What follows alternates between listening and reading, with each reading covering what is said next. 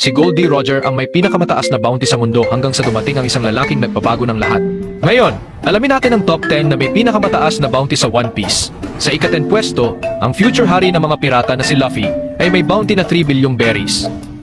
Mukhang si Luffy lang ang makakapagbago sa sitwasyon ng sirang calculator. Sa ika-9 na pwesto naman si Buggy na may bounty na 3.18 bilyong berries, mukhang natawa pa ang Marines dito. Sunod ay si Mihawk, ang pinakamalakas na swordsman sa mundo na may bounty na 3.59 bilyong berries.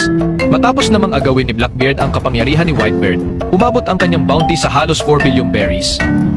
Sa ika-6 na pwesto ay si Shanks na may bounty na 4.04 bilyong berries, pinakamataas na bounty para sa isang may kapansanan.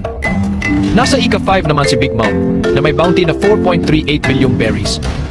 Parang dinagdagan ng Marines ng extra zero ang kanyang halaga. Sa ika-4 na pwesto ay si Kaido, ang tinaguriang pinakamalakas na nilang sa mundo, na may bounty na 4.69 bilyong berries. Sumunod naman si Whitebeard, ang pinakamalakas na tao na nanatiling matatag hanggang sa huling sandali. Ang kanyang bounty ay umabot sa 5.04 bilyong berries. Sa ika-2 pwesto ay si Goldie Roger mismo, ang Pirate King, na may bounty na 5.56 bilyong berries. Ngunit sa itaas ng listahan ay ang pinaka-wanted na tao sa mundo, si Monkey D. Dragon. Hindi bababa sa 999 bilyong berries ang kanyang bounty, dahilan